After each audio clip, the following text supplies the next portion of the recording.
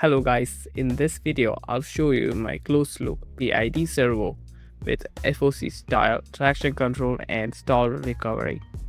As the name suggests, it has PID controls, traction control and stall recovery built right into the firmware. Before we begin, thank you for 3000 subscribers. If you haven't subscribed, consider to subscribe. Let's move on to the video. To truly understand how this closed-loop stepper motor functions, we need to look at what happened to the motor speed over time during a basic movement command. Let's say we want the motor to move from its initial position to a specific target degree or our set point. When a new angle is requested, why don't we just jump instantly to the maximum speed? The answer comes down to physics, the inertia and torque. A stepper motor has its physical mass and it cannot instantaneously generate infinite acceleration.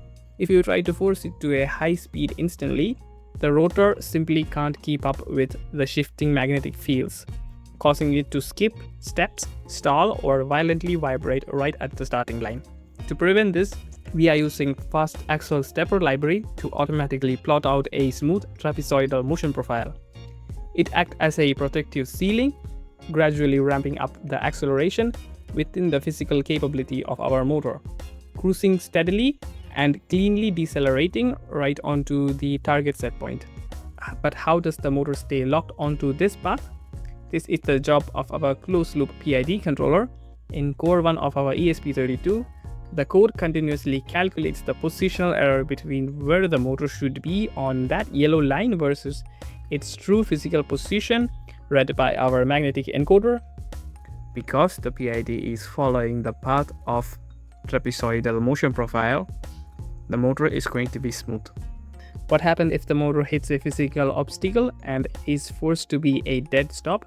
In a standard open loop setup, the driver keeps pumping high frequency pulses to the coils while the motor shaft is completely stationary. This means desynchronization destroys the motor's holding torque. Our firmware prevents this. The moment the obstacle blocks the shaft, the code detects a massive jump in slip, meaning the PID is screaming for speed, but our encoder says the actual speed has plummeted to 0. The firmware instantly catches this and slashes our speed envelope down to match the stuck rotor.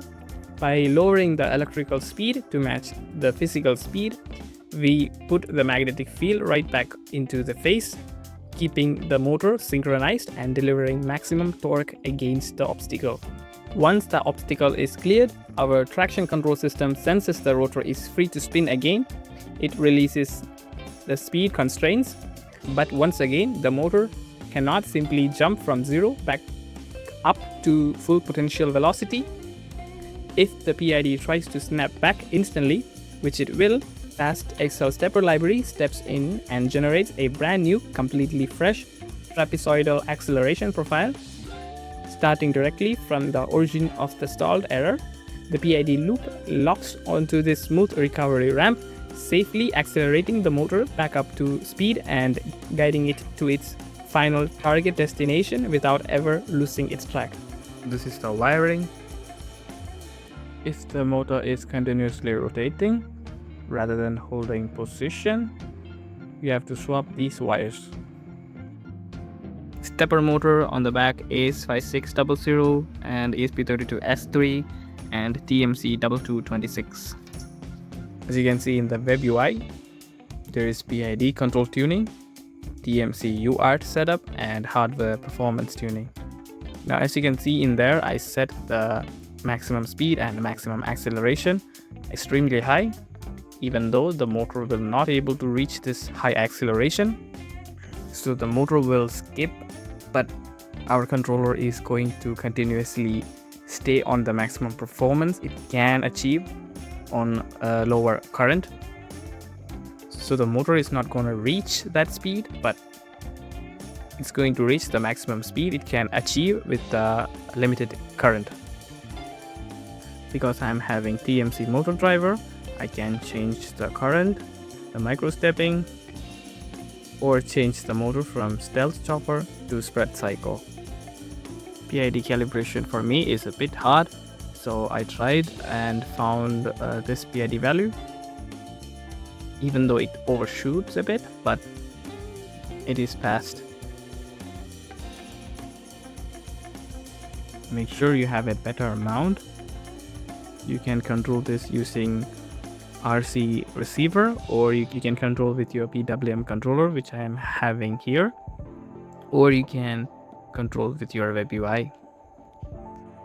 Unlike other servos which have 180 degree or 360 degree limit, our servo does not have any limit.